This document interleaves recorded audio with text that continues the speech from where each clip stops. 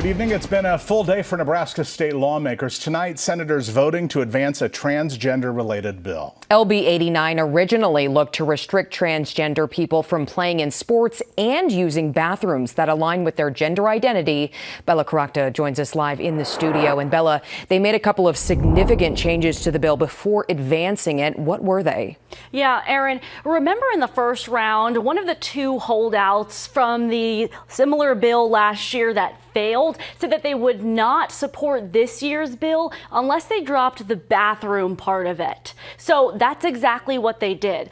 Before advancing LB 89, they adopted an amendment that killed the part of the bill that requires transgender people to use bathrooms that align with their gender identity in schools and state agencies. What the bill still proposes is restricting transgender athletes from participating in sports that align with their gender identity. Rather, it requires a doctor's note confirming the student's sex, and that student must participate in the school sport that corresponds with their sex.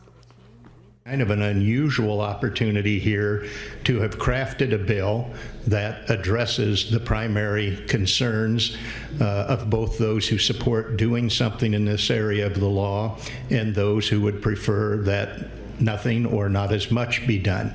So if in fact your goal is to ensure the placement of individuals in women's sports, I would argue to you, as I believe any court would, that is not a good enough reason to literally legislate discrimination. Senator Kathleen Kauth, the sponsor of the bill at the request of the governor, needed 33 votes to end debate tonight. That vote was 33-14, and the vote to advance the bill was 33-15. There is one more round of debate. In the studio, I'm Bella Caracta, First Alert 6. Bella, thanks. Governor Pillen reacted to that vote tonight. He says the advancement of this legislation is a victory. It achieves a key objective, making sure that girls and women are treated fairly when it comes to sports competition.